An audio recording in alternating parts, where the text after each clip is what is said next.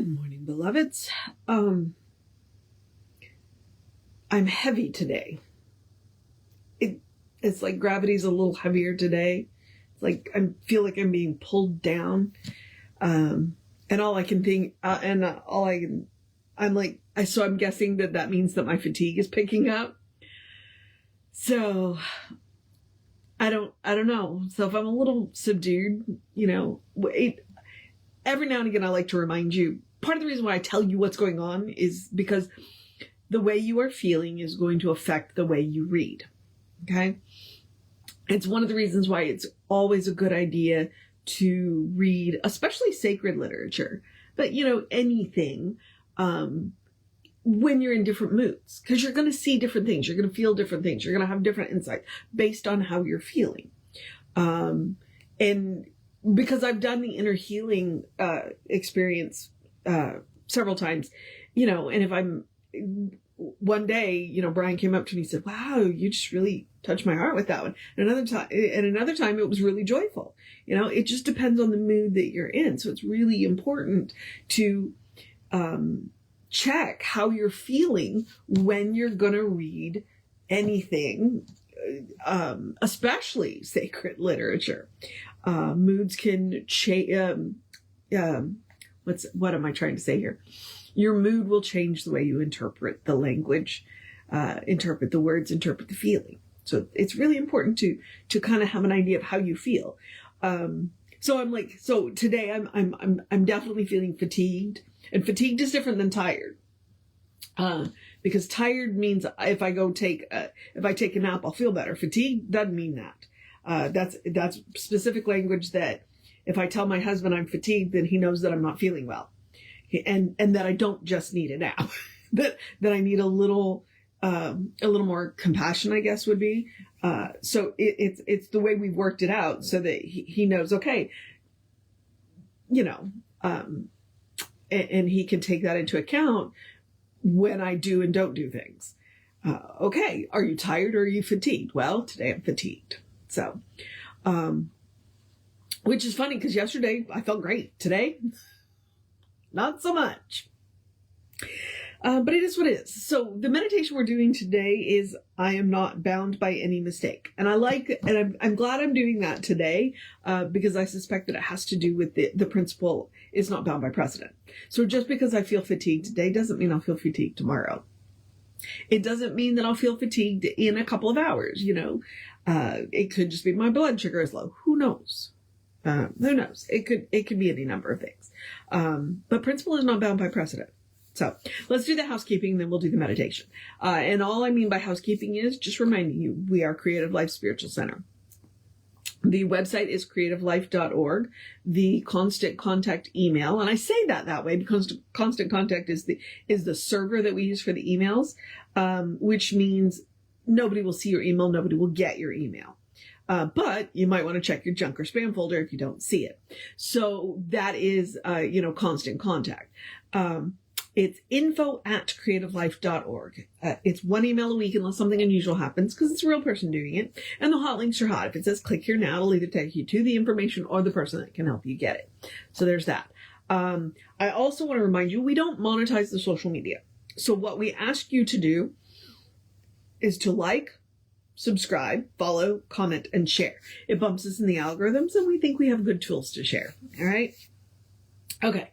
So that is it. Now let's talk about the meditations, because we are almost finished with Science of Mind text. We've got like 5 left.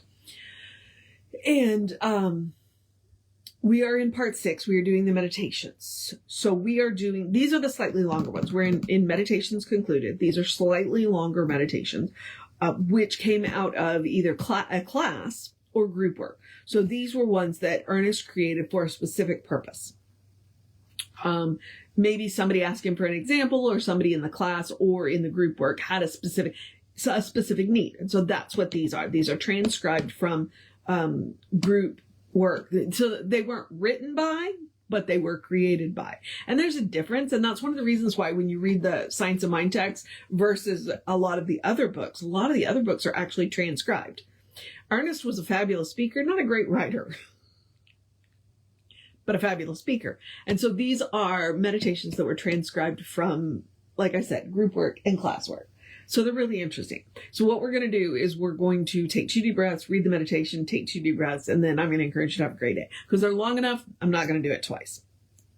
But you are welcome to listen to them as many times as you want to or need to get into the feeling, because that's the idea. That is what meditation is, getting in touch with your feeling nature. There's a couple other things that I want to remind you. One, this book was published in 1927. So the language may have shifted a little bit. So occasionally there are words that, maybe don't mean quite the same thing anymore. Feel free to change any word that does not give you the feeling. In fact, Ernest, not only would Ernest be happy about it, what he would encourage you to do is use it as a template to write your own. Use these words if they work for you. Change any words that you need to, and use it to write your own. So, they're good. Okay. Last thing is the type of breathing that we're going to do. In through the nose, out through the mouth. The reason I chose that one, and we're going to do it twice, is because science says that's the most calming for the brain and the nervous system. Well, if you're going to do a meditation, that seems reasonable, right? All right. And you can watch it work in real time because I talk a lot slower after I take the deep breath. All right. So let's take that deep breath.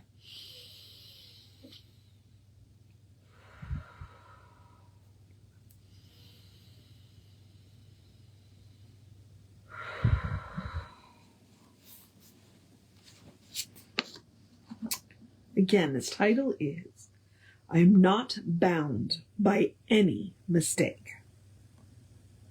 Let us now let go of everything and enter into the consciousness of that which we believe.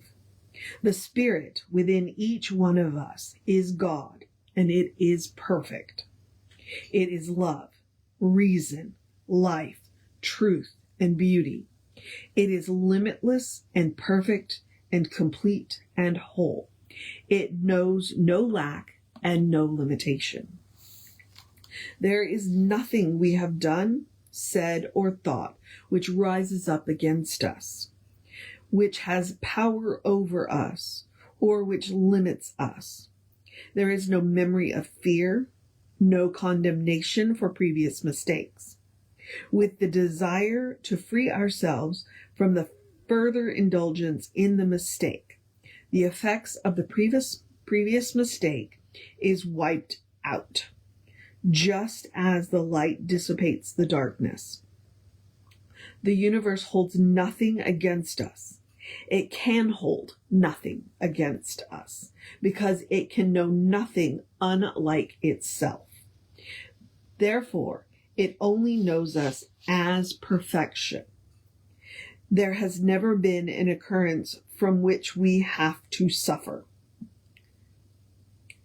Consequently, every apparent shortcoming, which could be traced to some mental or spiritual infringement of the law, is not only removed, but the effect is healed. That means there is no history to our case. All of its history is this minute wiped out in the knowledge that today the perfect law, the law of freedom, is the only law there is in our experience. We enter into that freedom with joy, free from every sense of sadness and burden. We enter into it with laughter, with lightness. It is something which lifts us above the heaviness of morbidity and lack and limitation into that rarer atmosphere where our opinions do not collide, and we enter into it with peace, free from fear. We know that infinite wholeness is in us and through us and around us now, and we are conscious that we are renewed this moment, instantly and perfectly, after the image of perfection. We are today guided into right action in every exercise of our affairs. Since there is no great and no small to the infinite, all that seems of little consequence in our life has the divine guidance just as perfectly and completely as that which we think of as being tremendously important. We are guided into the knowledge of happiness, of certainty, of wholeness, and of freedom. And we know that there is that subtle essence of spirit which emanates from us at all times, healing everything it contacts. I am not bound by any mistake.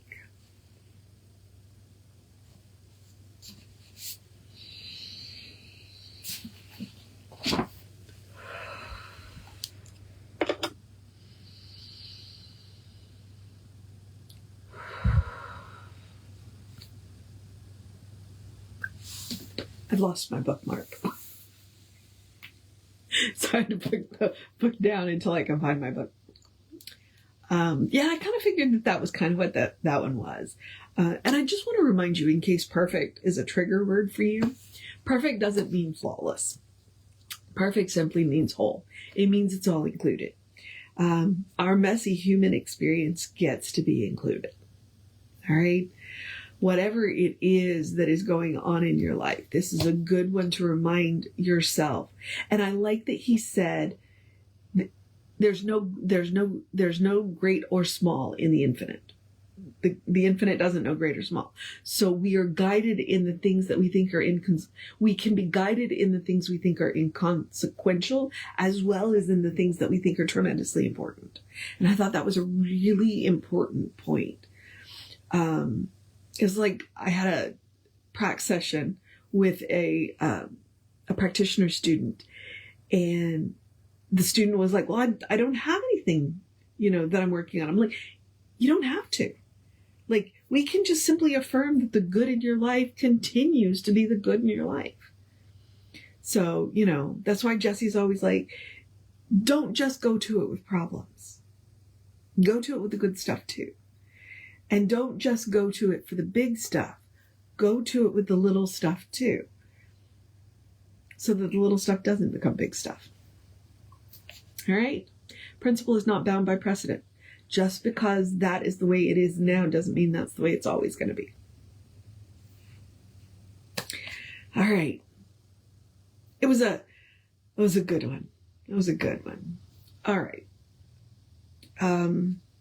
Now I'm going to encourage you to have a great day, a wondrous day, a fantastic day, a magical day, an enchanted day, a wonderful day, an awesome day, an amazing day. Let's start wrapping this week up day. Let's enjoy the weather day, a go dance in the sunshine day, and enjoy the, I already said the warmer weather. Drink plenty of water, take care of yourself day, a cuddle your fur babies day, a hug your children day, a tell somebody you love them day, a look in the mirror and tell yourself you love yourself day, a remember who you are day, a you got this day, a good day. And if that's too much pressure, simply have a day. You are enough, just as you are. You are a beloved expression of the divine. You are a brilliant light, a divine spark, spirit in motion, God in action, a beautiful masterpiece, and a work in progress at the same time. At your own pace. And as Reverend Jesse likes to call us, you are a godling. All right? Explore the truth of your being. Get to know who the divine knows you to be. Because the divine knows you to be good. And from there, anything is possible. All right? Okay. Reverend David should be on around 5 p.m. with you. I will be back with you around 9:15 tomorrow. Take care of yourself. Know that you are loved. And I will see you next time.